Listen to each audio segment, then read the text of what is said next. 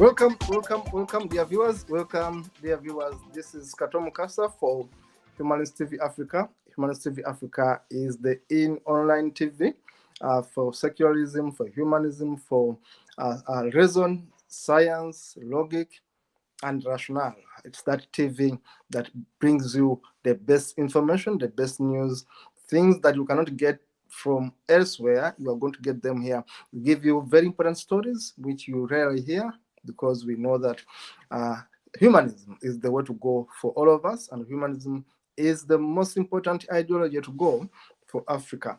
Our Facebook page and our YouTube page channel is Humanist TV Africa. We want to encourage you to please subscribe. Please subscribe, please share, please recommend our page, recommend our TV. Let us have more followers. Let us hit 500 followers by the end of this year. At least that would be a good start. Please. You are subscribing. We see the numbers are increasing, but I encourage you to please subscribe. Share it with someone. The moment you watch me, I'm requesting you to subscribe so that people can get to know us. People can get to hear whatever I've been saying. Remember, we have been doing episodes. In fact, simply go to our archives.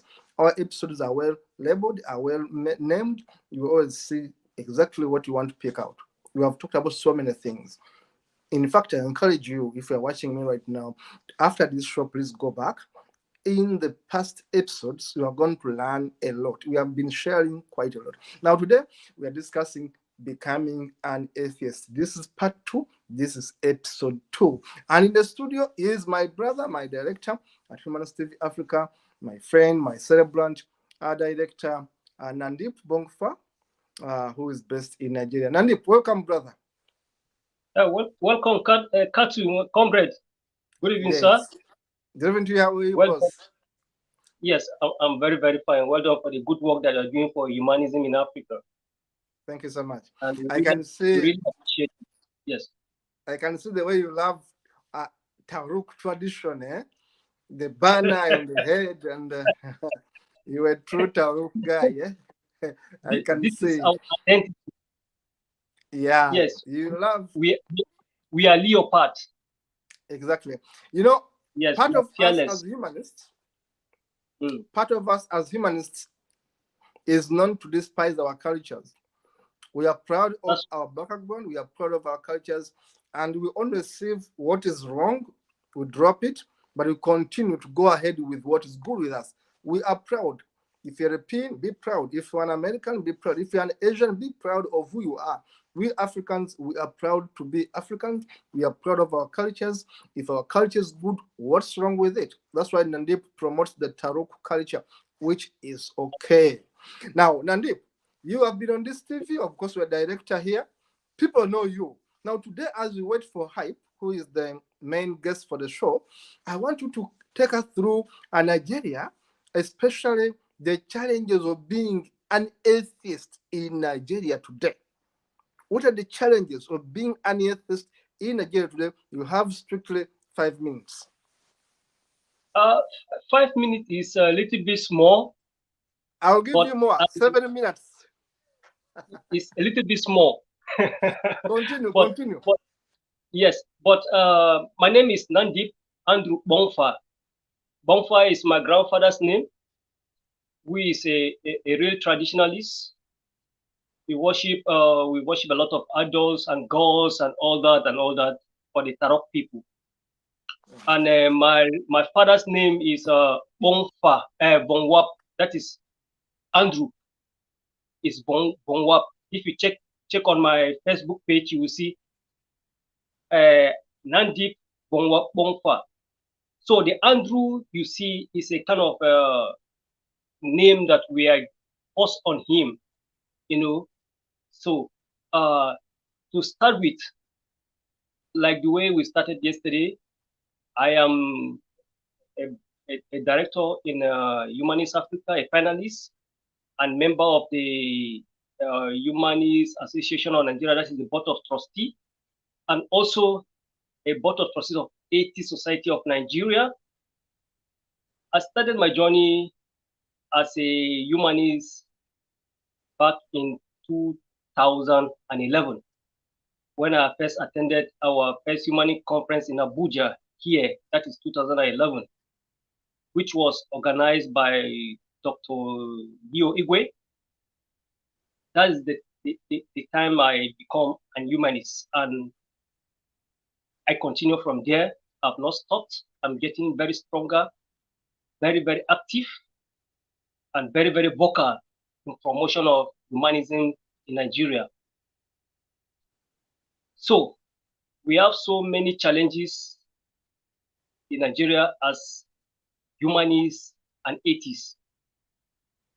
The organization, which is Humanist Association of Nigeria, was started in 1996 by Dr. Hyp Egbune. Initially, it was not Humanist Association of Nigeria. It was Nigeria Humanist Movement, of which the government of Nigeria could not register the association because of the word movement. The thing that is a kind of a force that can be able to kind of take over the country, of which they don't even understand what that movement is all about. And Dr. Hyp Egbune continues to see that the organization registered with the Corporate Affairs of Nigeria, that is CAC. He could not. Not only in 2017, when the name of Humanist, that is a Nigeria Humanist Movement, changed to Humanist Association of Nigeria. And we have 7 trustees, of which I am included. And then we decided to send our request to the CAC, and the organization was registered. When we registered this organization, Human Association of Nigeria, we could not, have a kind of a concrete chairperson or president or chairman of the organization. So we decided to have our humanist conference in Abuja, that is 2019, here in Abuja, the federal capital of Nigeria, of which I attended. So at that conference, many humanists come all over the country, and we wanted to kind of have an interim kind of executive, of which they will make sure that election is held in the subsequent months so that the new proper executive will be elected. So the interim executive at that time, we make kind of selection, of which Mubarak Bala was elected as our acting president or chairman. So, and many other executives also into him, like people like Zainab Hassan, she's one of the secretary, and many other people like that. I refused to become an executive at that period, of which Mubarak Bala insisted that I must be one of the executive, acting executive. I said no. As a board member or trustee, I'm comfortable like this because I know the gravity of work they are going to do. So I put out from that. So in 2020, in that 2019, that is early 2019, that we held this election, this conference. We could not have a proper, date and time for proper general election to have active members, president, secretary, general secretary, spokesman, and all that. So by 2020, the next year, we have a very big tragedy, of which our acting president, Mubarak Bala, was arrested in Kaduna, and it was taken into custody by this Sharia Islamic State in Kano. You was arrested in Kaduna and taken to Kano. From there, he was sentenced to 24 years in prison. Many things happened before he was sentenced, of which Humanists International, many organizations, 80 Society, that is 80 Alliance, many other organizations try to make sure that Mubarak is released, and this didn't come to fruitful. At the end of things, Mubarak was sentenced to prison. So from at that time up to now, we decided to have an acting, president also in the process. Yeah, network issues always affect us. Continue, please. Yes, we just make a selection, and then Mr. George replaced Mubarak Bala. So things has not been going well with our organization because he has not have a proper footing. Humanist Association of Nigeria, since its station in 2017, he has not have a proper footing up till this moment. So we have been having one challenges or the other, and up to this moment, the organization has not done very, very well. And our former president, which is Mubarak Bala, he was still in Kuje prison here, because I'm in Kuje. He was here in Kuje prison. And then I doubt that maybe something is actually, there's something going on so that he can get released from the prison.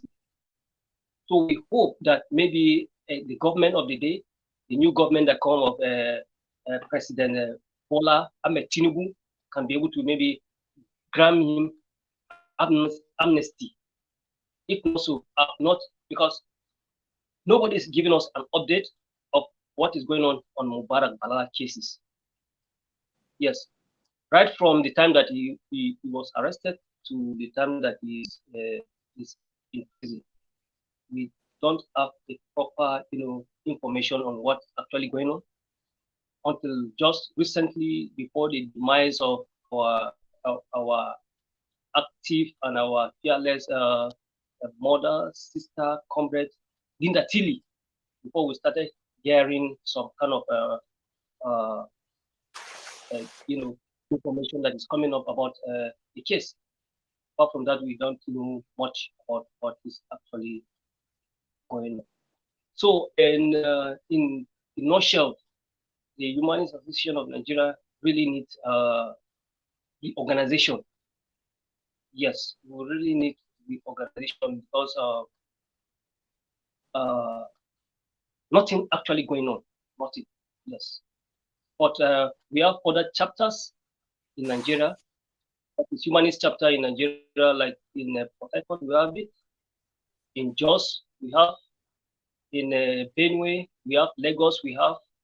And I think Calabar, we also have some chapter of Humanist organization, of which monthly they are holding their monthly meeting. But nationally, nothing is happening in our national kind of the National Humanist organization. Yes, that is the little I can. If you have any question that you can be able to ask, if I think thank you, more my further, I friend. can be able to. Yeah. Thank you so much, sir.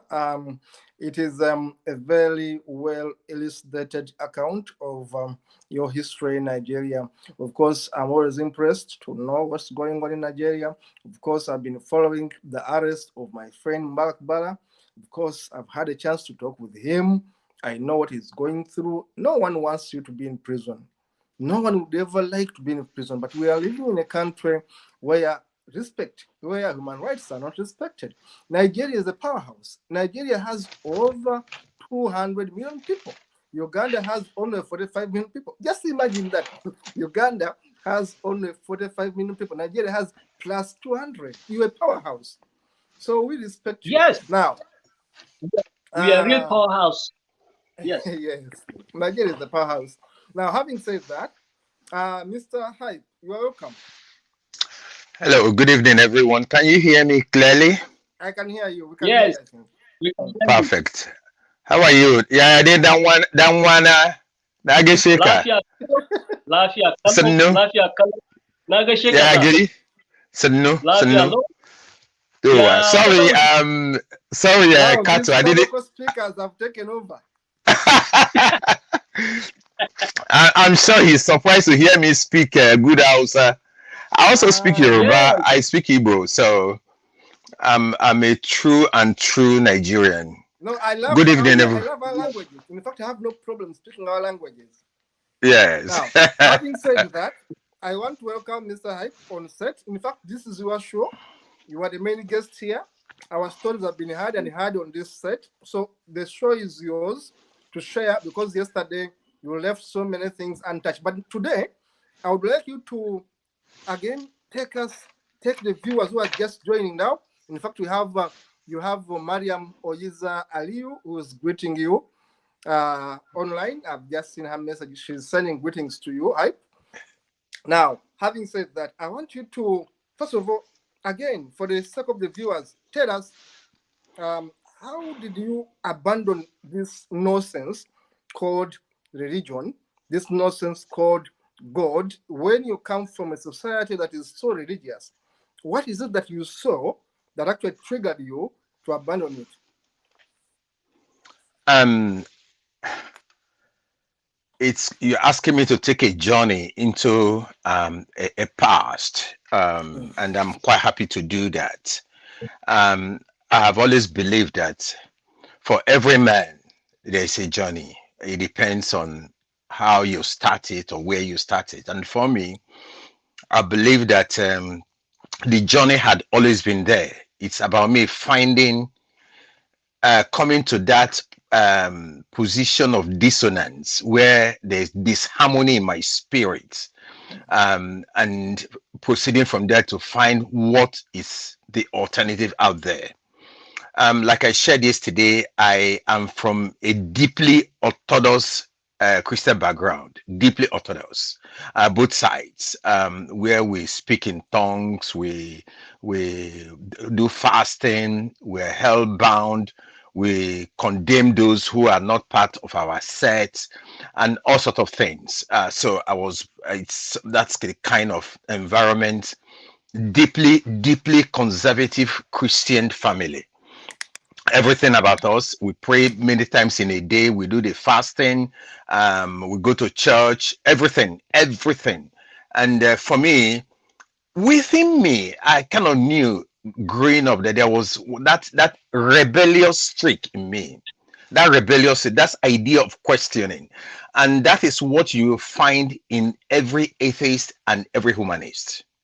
As you are growing up, there is that discomfort. You are not happy with the status quo, and there was that yearning to disrupt this status quo. It's always been there, and all you're looking for is that trigger, something that can activate it. It's always been there.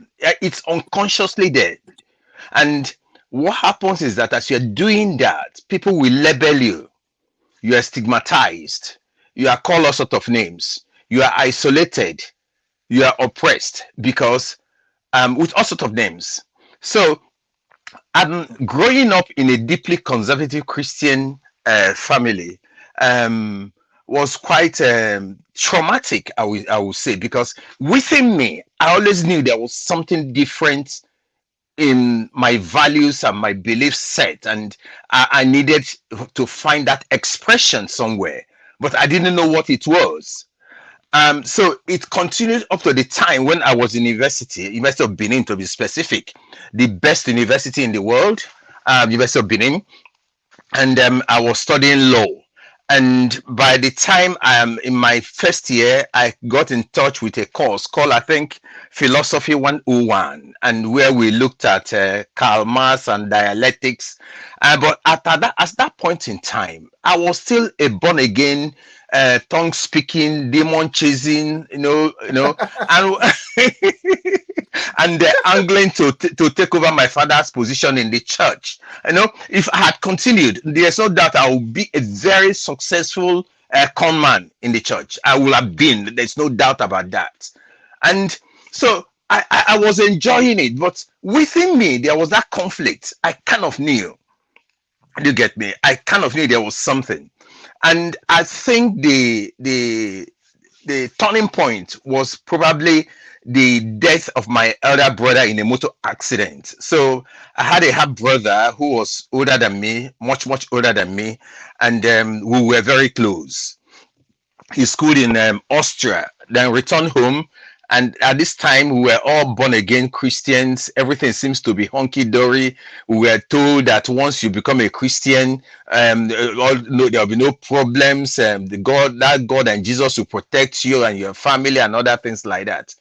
Unfortunately, that didn't happen. And for a couple of years, even before his death, I was losing people in my family. And there I was preaching how good that God had been. I knew I was living a lie. I knew this cannot be. So on his death, I started questioning and challenging everything I've held on to. I found out that I began to lose confidence. I never trusted in what I was selling. You get me? Like what do you mean? A salesperson who wants to sell a car that it's not up to the scratch. So that conflict was in me, and I didn't know what to do.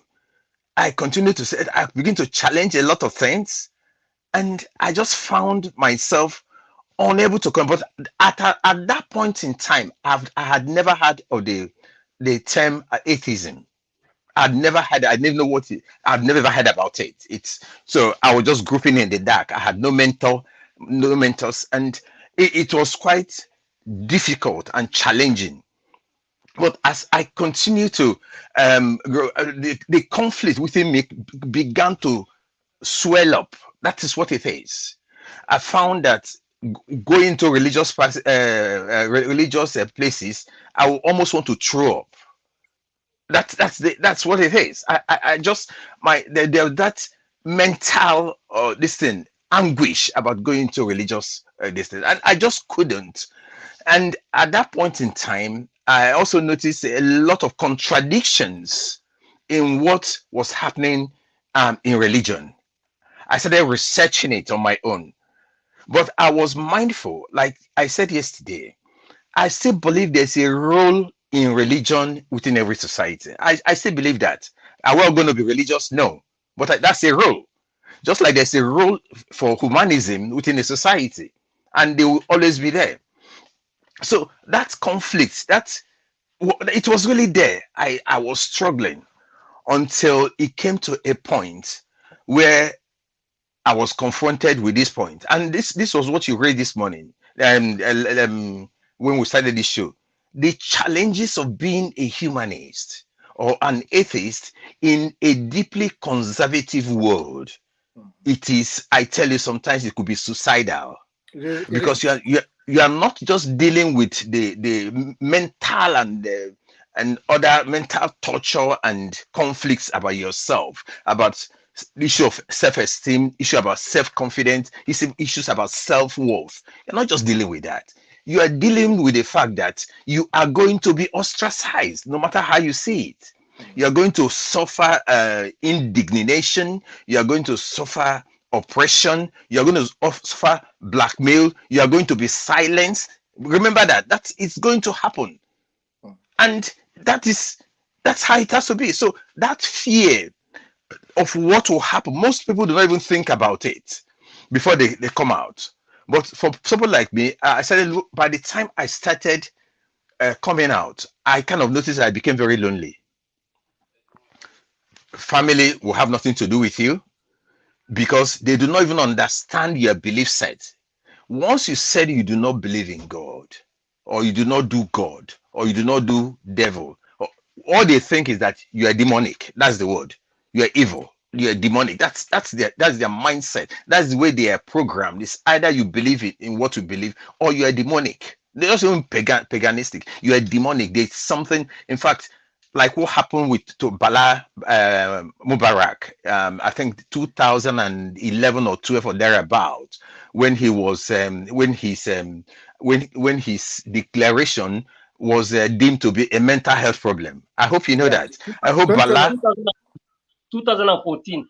14, yes. Okay. And as you recall, Bala was detained in a psychiatric hospital among people who are ill.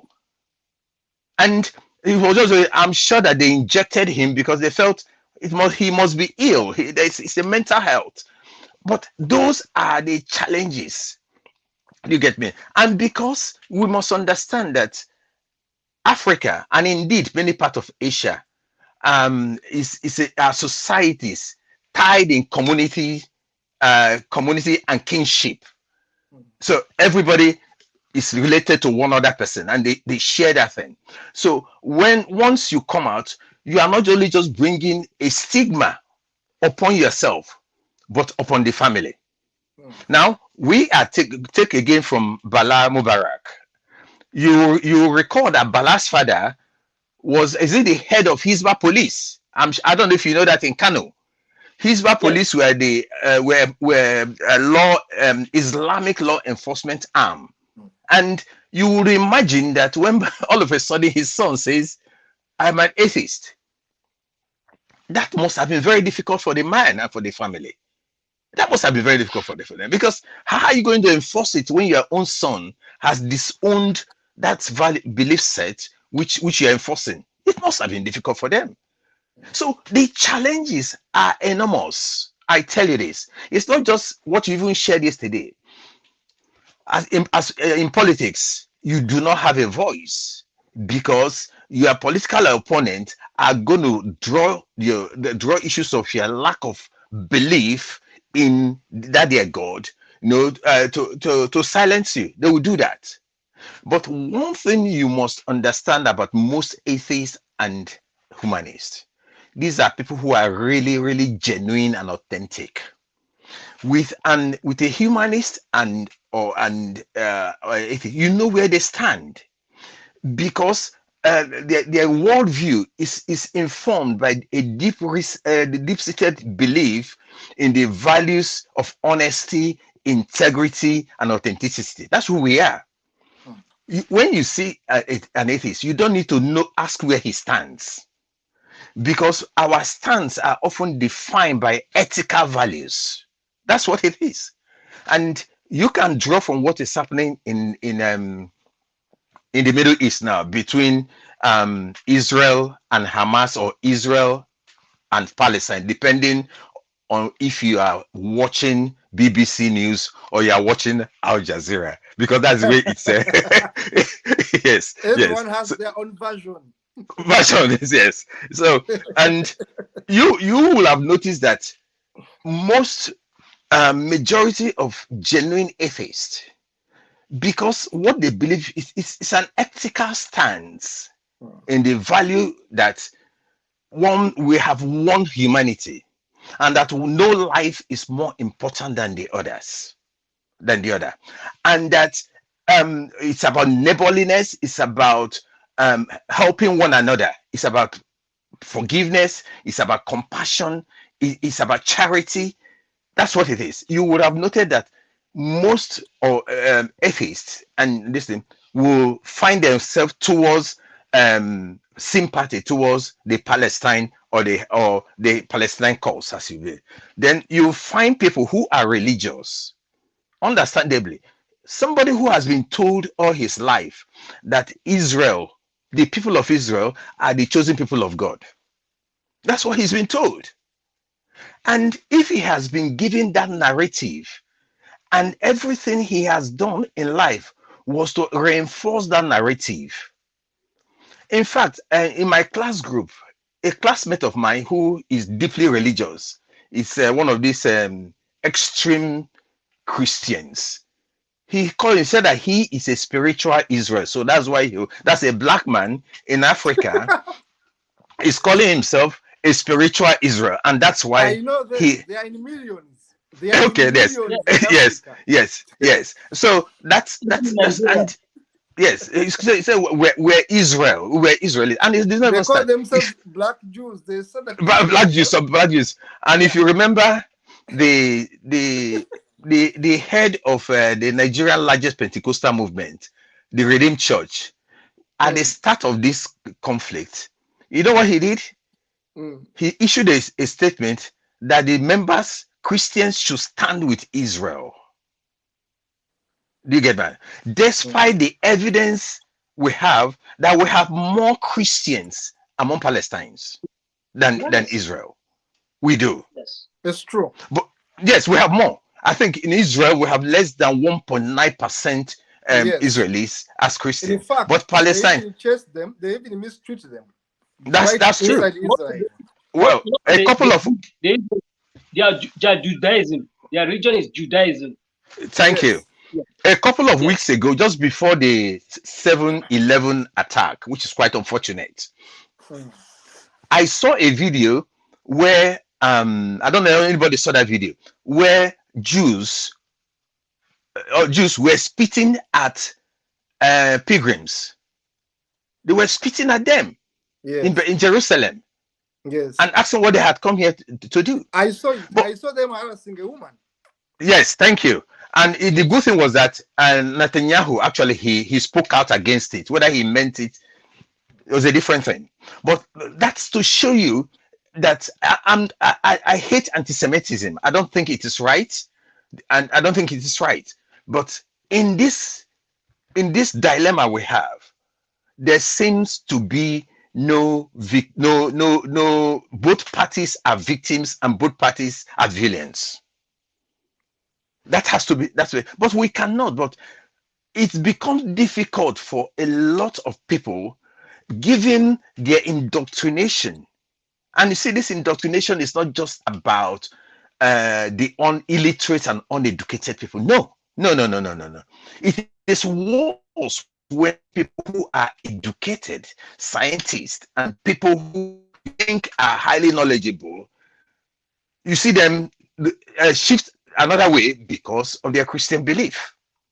And you don't blame them because it's a source of well-being for them. It's a source of happiness. It's a source of fulfillment. Remember, we mentioned the Maslow's hierarchy of needs yesterday. If we're going to apply it, so these things are quite important. So that journey, let me go back to that journey. That journey to atheism for everyone is different. It's different. What I have done in that journey was that I found out early that I do not need to prove my faith to anybody. There's no compulsion. There's no need to justify your faith to everybody.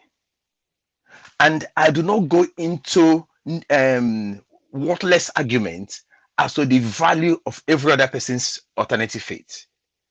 That is, I will not sit with a Christian and be trying to convince him that atheism or humanism is a better alternative. They say it's not. I cannot do that because the point of reawakening for everybody differs.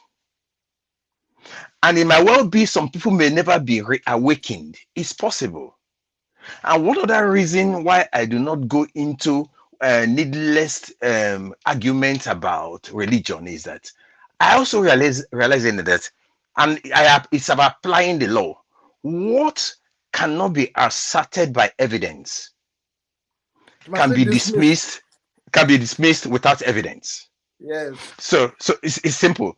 Somebody is saying you that somebody is saying you are going to a conversation with somebody who is deeply religious, and you said, I don't believe in what you are doing. I don't believe that there's a God. The next thing his response is that the Bible says. That's going to be his response. That's going to be default mode. So he's not going to leave the comfort zone of what he finds, that's who he is, and go and look for science. It's not going to do that. Meanwhile, you are coming from the angle of science. You are going from this evidence or from facts. So you don't even need to go into such narratives to such discussions. Absolutely no need. Because I continue to say, atheists and humanists are not looking for members. No. That's what makes us very, very unique. We do not go out, let us go and preach. Let us go and have more members. It is not who we are. Because even from where we are, from our atheist or humanist standpoint, we can add value to the people who have religion as their faith. Because as an atheist or as a humanist, the world, you do not have a boundary around the world. When Christians are suffering, when they are oppressed, when they are subjected to oppression, we have that ethical duty to speak of. We're not going to say because they are not one of us. I don't know if you get at it. We're not going to say we do not take side based on people who share the same values and worldviews and life. No, we don't do that. We do it because it is who we are. And until we understand, sorry, go ahead. Nandip, go ahead, I'm listening. Nandip, go ahead. Yes, I said we see everyone as humanity. We didn't see them as Muslim, as Christian, as pagan. We see everyone as equal. Yes. Yeah. Yes. Absolutely, Nandip. I had a conversation with somebody concerning Mubarak. There was a contact I was trying to use in Lagos, and the man is a pastor, one of the biggest pastors in Lagos, but very close to what do they call this man in Kano, the strong man of Kano politics of NNPP. That's who NNPP. Kwankwaso, they are very close. Yes, they are very close. And I tried to reach him because I felt that if we're going to unlock freedom because that Mubarak's case has both political and legal and religious angle. We must understand that. If you are going to use just politics, you will fail. You're going to use law alone, you will fail. You have to take account of all the dynamics that led to his adoption, detention, and being charged before a kangaroo court. That is the way it is. Nandip has said he was arrested. He was not arrested. He was abducted in Kaduna and kidnapped and taken to Kano. He lived in Kaduna. So let's even assume that those offenses that he committed them, the Kano High Court does not have jurisdiction. They don't. So he was abducted, taken to Kaduna, to Kano, where he was hauled before a kangaroo court and convicted. So I'm confident in the long run, Mubarak is coming out. It's coming out, but it required those three dynamics to be in place. So I was trying to work with this reverend gentleman, and interestingly, this reverend gentleman answers an ambassador. He answers as a peace ambassador of the United Nations. So I thought that using that, I could use that to approach him to say, okay, can we leverage on that for us to get to Kwankwaso? Kwankwaso can release him. Kwankwaso can do it, because it is only the governor of Kano State that can release Mubarak under the prerogative of mercy law. Tinubu cannot do it. Nobody else. And given that Kwankwaso is the political godfather of the current governor of Kano Kano. State, Yes. it could be done, but it will be done in such a way that he does not lose face politically and religiously. So I had a plan, and which I was working on quietly, which I shared with member of one of the groups. But as I was working, after speaking to this man of God, and his response was that, well, he's not a Christian. Oh, he say he does not believe in God. So you see how it is. But if we as humanists will not see from that standpoint, we will see that a human being is being injustice is being perpetrated against a human being. That's what makes us different. Yes, I That's want what to we come in a little. Thank you, Mr. Hype. For viewers watching us here, Mr. Hype is a lawyer. Of course, he's our senior. Me and Andrew, Mr. Hype here is more senior to us. He has seen it all, if I can say, and he has been sharing his own experience. So we respect you from that angle of the experience of sharing your expertise, your experience with us. Now, I want to add in something just little. You have said quite a lot of good stuff.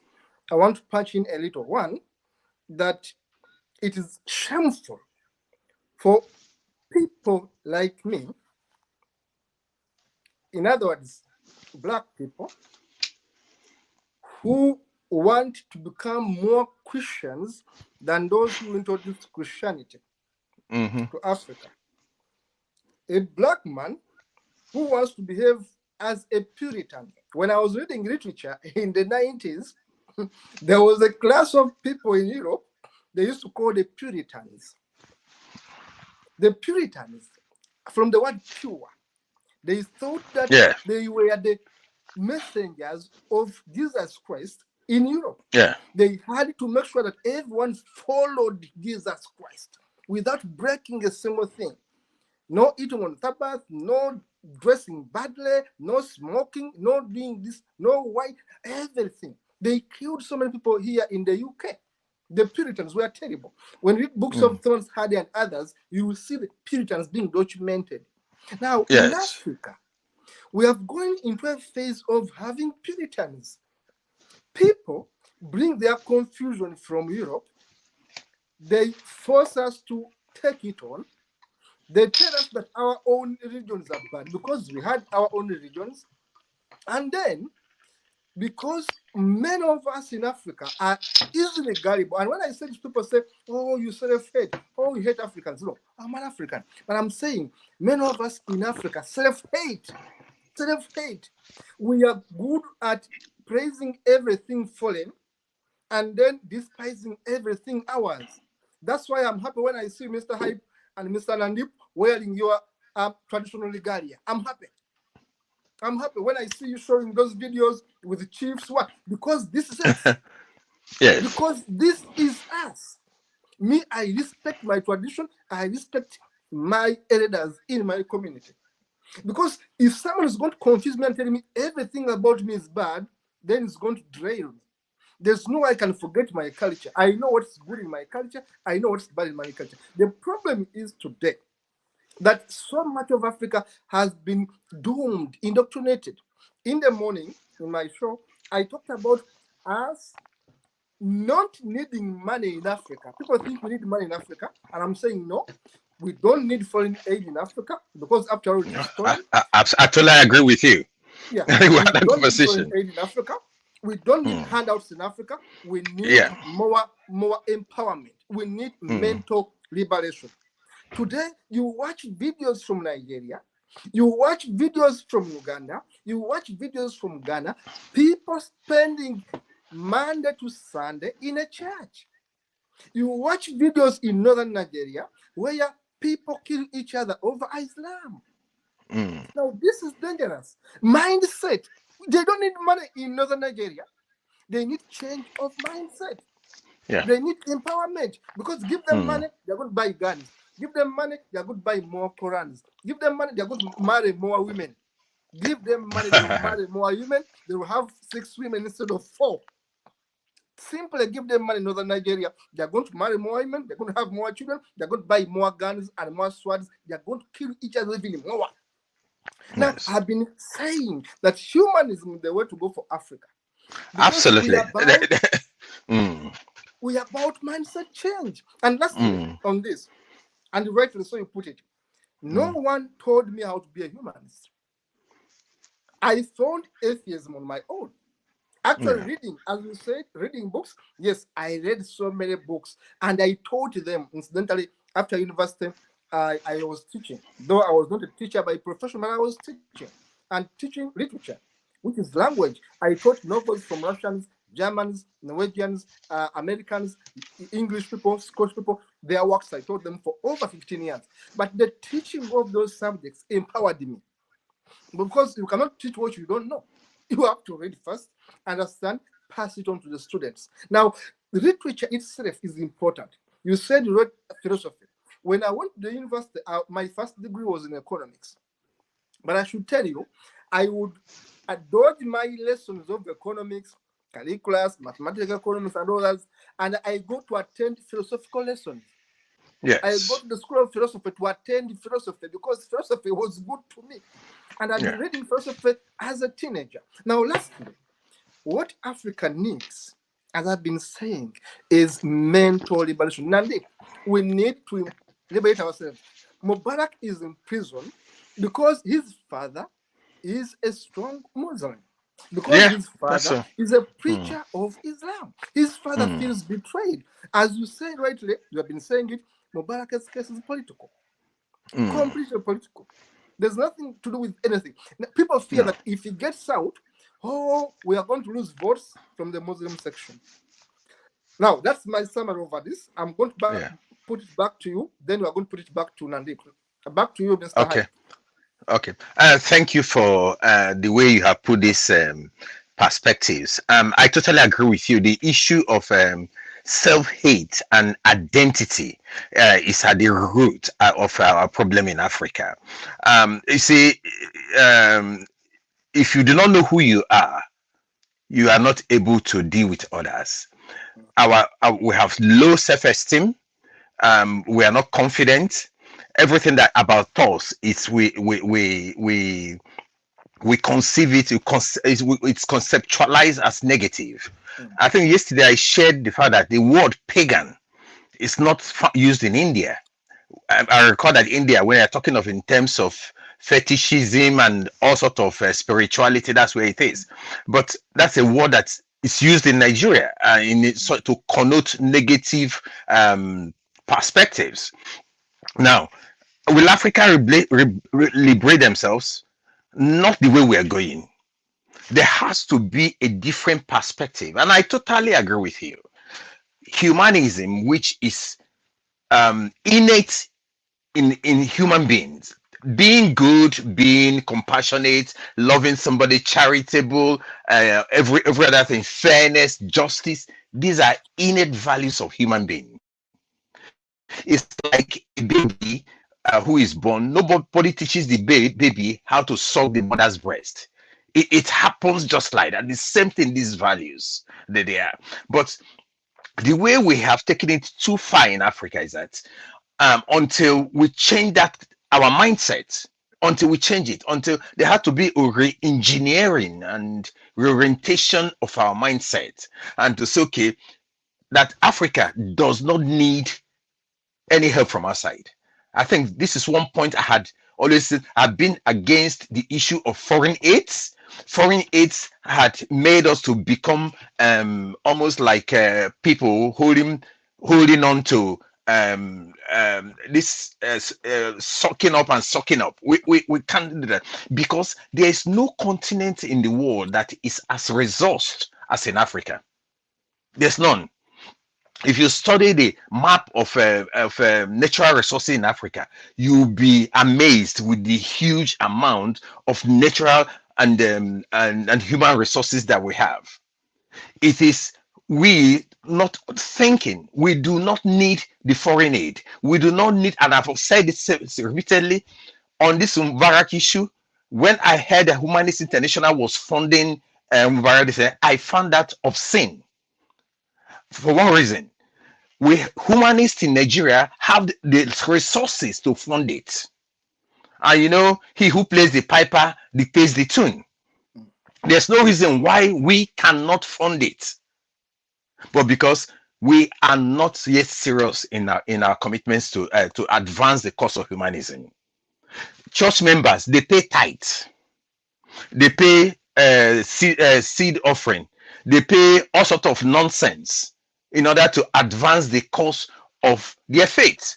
Is there any reason why humanists cannot come together as one body and make monthly contribution to sustain the visions and the aims? Why are we still relying on Humanist International and other organizations when we have the resources within us? Yeah, that's it.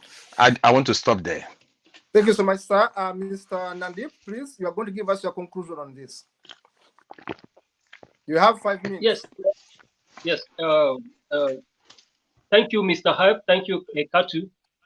I want to continue from where Mr. Hyp starts, that humanists in Africa can be able to, source funds on themselves to fund anything that they want to do. But in our own case in Nigeria, let's take the case of Mubarak, as Mr. Hyp has rightly said.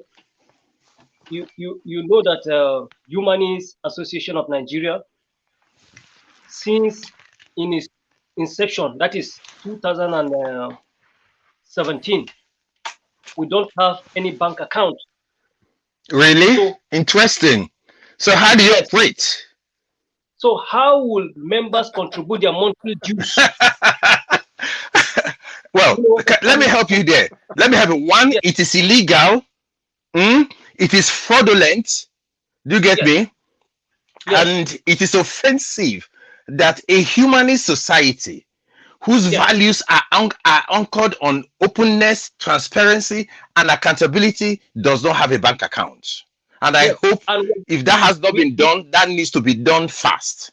So how do you receive funding? How do they fund the activities? I don't know. That's the question that I've been asking. That's what I've been asking. I'm asking the executive. And the board member. And he's a board member. You're a board member. Interesting. I've been asking them that this allegation that we have been reading on the internet and from the Humanist International, how do we get, because we have been accused that a lot of money has been coming into our account and we don't have an account, because right when we have our first humanist when the organization was ready to start, we held our first humanist conference in Abuja here in 2019. Right from that time up to now, we don't even have an account. Yes. but so wait, the question I'm asking, if you don't have an account and humanist, do you call it Humanist Association of Nigeria? How I'm a member of Humanist International. Okay. How are we funding? Where are they putting that money? Those are the questions. I don't know. I ask. Okay. This is a red flag. Honestly, it's a red flag. Mr. Hyp, it's not funny. This thing that I'm very, very passionate on it. I'm so passionate that this allegation of fraud, scam that we are being labeled, that the board member and the Human Association of Nigeria, they are scam and they are this and they are this. So, and I have evidence that we are sent from Humanist International that so amount of money we are received by hand. I asked them, how do we get this fund of which you don't have an account? Nobody can be able to say this. I even confronted the president and the acting president, George. I asked some question. I sent it to him for 1 week. He didn't reply me. He said he will answer me in due time. After 1 week. Well, I make a monthly contribution to the cause of humanism through the Humanist UK, and I've been doing that for a long time. So if I'm making contribution, I want to ensure that it's being applied and being applied in the way it should be. So this is quite concerning. But I think this is a matter that we cannot really trash out here. Maybe we need to take this out of this out of this conversation, and maybe look at it. I'm not a member of Humanist Association of Nigeria. I've never really been interested in it, but I think that my reading, that there are problems there. That's what I think, and I think we will leave it at that. Let's not dwell on that now. That's what I would suggest. Well, It will be another topic together. It will be another topic altogether. So, yes, in a conclusion, can you hear me? Yes, we can hear you. Yes, the funniest part is our registration with the Humanist International. Every year, it was registered, it was paid, our dues, but we don't know how it is paid because it's anonymous. Our dues to the Humanist International was paid Nandip, anonymous. Who is paying that? Nandip, Yes. we are going to have a topic right on Yes. this TV. We are going to discuss matters Humanist Association of Nigeria vis-a-vis the case of Mbalakbala right here. Today's program was Becoming an Atheist. Today's program was Becoming an Atheist. But we are going to have a program to discuss the case of Bala vis-a-vis the allegations of corruption, vis-a-vis the management of HAN, which is Humanist Association of Nigeria. We are going to have that topic here. And of course, Mr. Hyp is going to be a regular panelist on our shows. Of course, we are going to be inviting you to discuss so many other things, not Becoming an Atheist. Now that we have introduced you on the TV here, we shall be inviting you regularly to discuss other topics. I agree with you. Hang on. And because we're humanists, and the right to fair hearing, the people we're talking about are not here. They're not here now.